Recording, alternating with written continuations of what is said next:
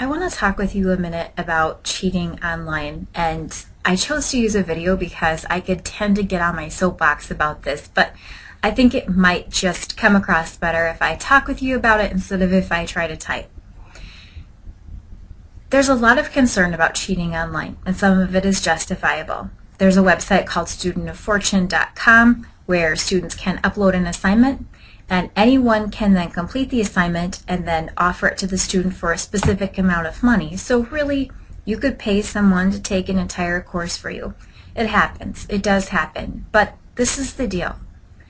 That could happen in a face-to-face course as well. The student that you have in your classroom, you think you know as student X, but what if that student really is student X's cousin? That particularly happens more in a larger institution. So cheating happens everywhere. It's not exclusive to online. Online might make it a little bit easier, but cheating has happened since there were students and teachers and assignments. So as you think about assessment online, I want you to think less about assessing students in traditional manners. A lot of times people use true-false tests, multiple choice tests, fill-in-the-blank tests because they're provided with a textbook, so they're easier, but they're objective. You can easily go through and the student either got the right answer or they got the wrong answer, and it's fast. You can go through, you can whip through those things really fast. In Blackboard, you can have Blackboard even grade that for you. You wouldn't even have to look at it.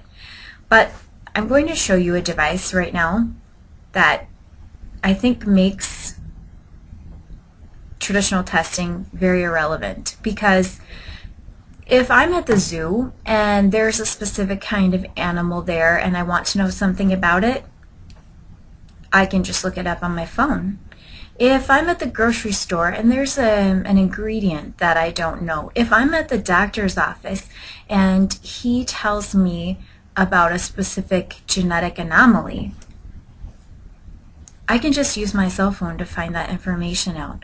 So we have to really start to ask ourselves, how important is it for us to make students memorize all kinds of information? Then all of their mental energy is spent on memorizing, and they never really find patterns then in what they're learning. They never can take it to the next level because their mental energy is so consumed with facts.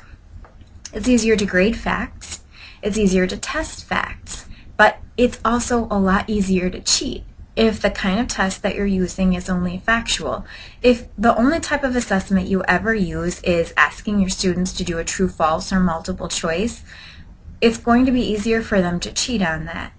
So what I'm proposing to you is that if you feel like you need to use some traditional tests, do. But also try to get some authentic assessment in there. Ask students to explain what they know. Ask them to do a case study where they need to apply it in a realistic scenario. Ask them to develop some kind of a map or a visual.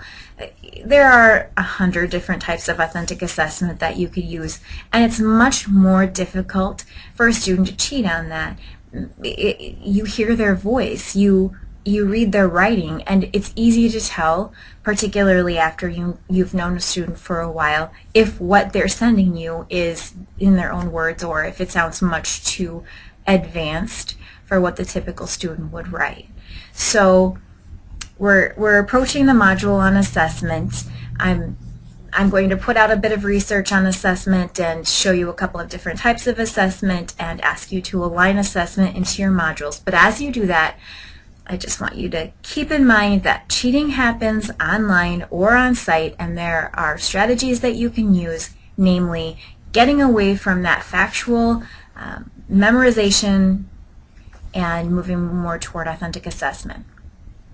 Let's get started.